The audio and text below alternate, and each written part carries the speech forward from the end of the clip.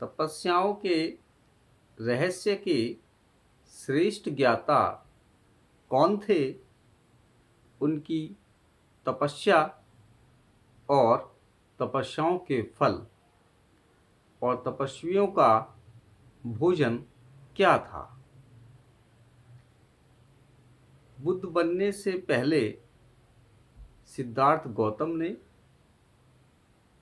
भृगु ऋषि के आश्रम पर निरीक्षण करते हुए क्या देखा? तपस्याओं के रहस्य के श्रेष्ठ ज्ञाता भृगु ऋषि थे।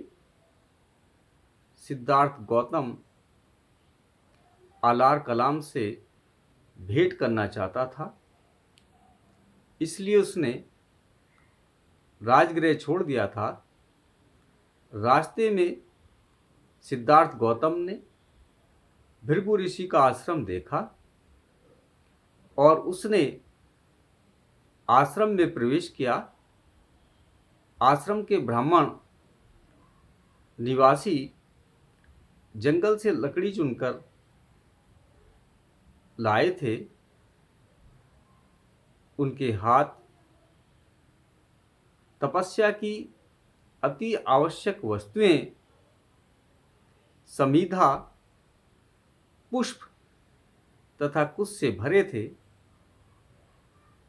बुद्धिमान अपनी अपनी कुटियों में न जाकर सिद्धार्थ गौतम की ओर मुड़े। आश्रम निवासियों द्वारा समुचित रूप से सम्मानित होकर सिद्धार्थ गौतम ने भी आश्रम के बड़े बूढ़ों के प्रति आदर प्रदर्शित किया।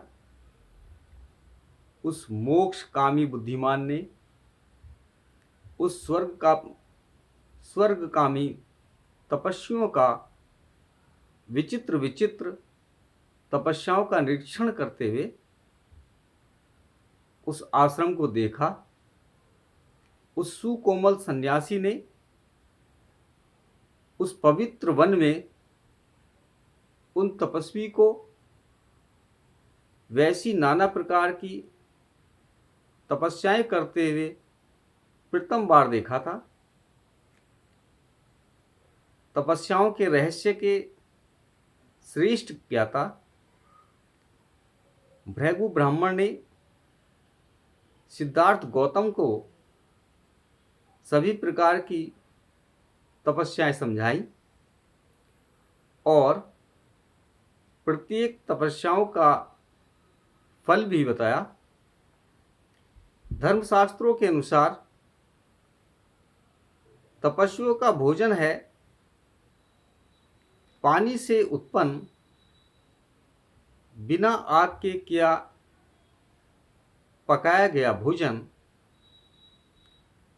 परंतु तपस्या के अलग अलग रूप हैं।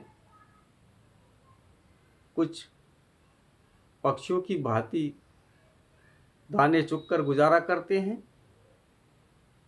दूसरे हिरणों की भांति घास चुगते हैं और तीसरे सांपों की भांति वायुभक्षी होते हैं। मानो कि वह दीमक की तरह बांदी ही बन गए हों। दूसरे बड़ी कठिनाइयों से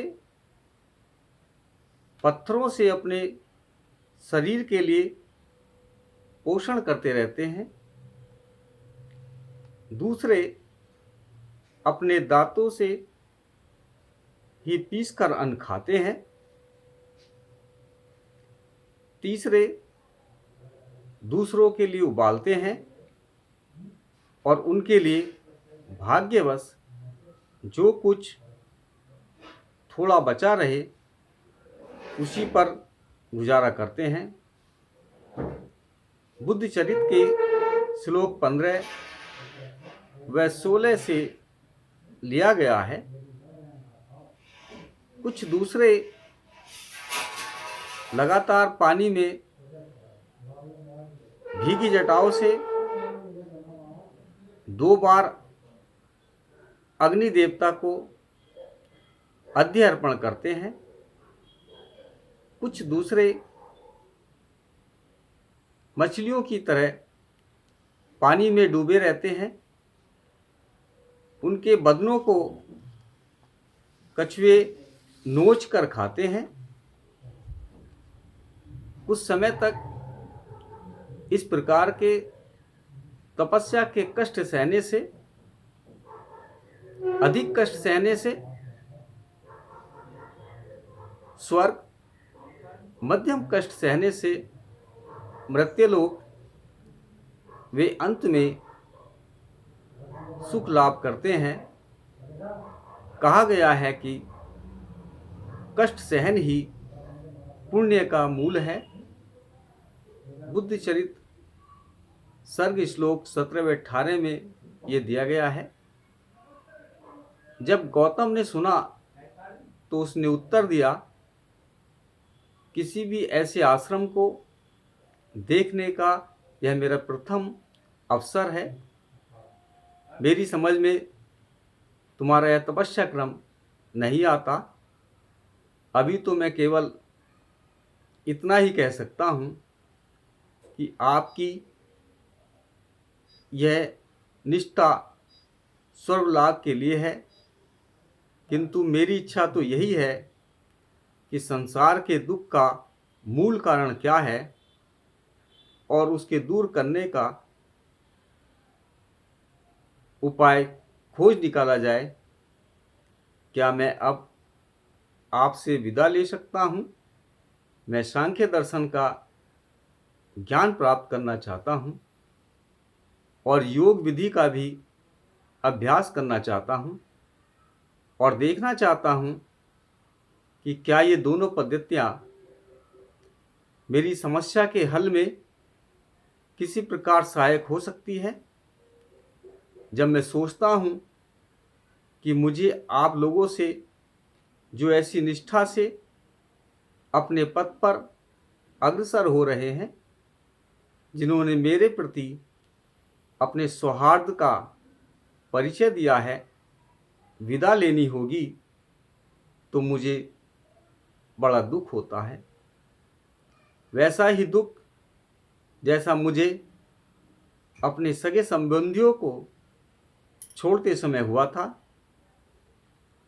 मैं जो इस वन से विदा ले रहा हूँ, यह कोई आपकी कार्य के प्रति वितृष्णा के कारण नहीं, क्योंकि आप तो अपने पूर्वज ऋषियों के पथ पर चलने वाले महान ऋषिगण हैं।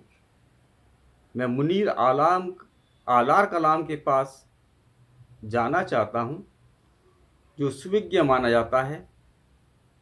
उसका यह संकल्प देखकर आश्रमपति भृगु ने कहा, राजकुमार, तुम्हारा संकल्प महान है। तुमने तरुण होने के बावजूद स्वर सुख के स्थान पर मोक्ष लाभ करना चाहते हो। तुम निसंदेह वीर हो। यदि जैसा तुम कहते हो यही तुम्हारा दृढ़ निश्चय हो तो शीघ्र विंध्य प्रदेश को जाओ। वहीं वह मुनि आलार कलाम रहता है। और कल के वीडियो में हम निरपेक्ष सुख के रहस्यों की ज्ञाता के बारे में जानकारी देंगे। नमो बुद्धाय।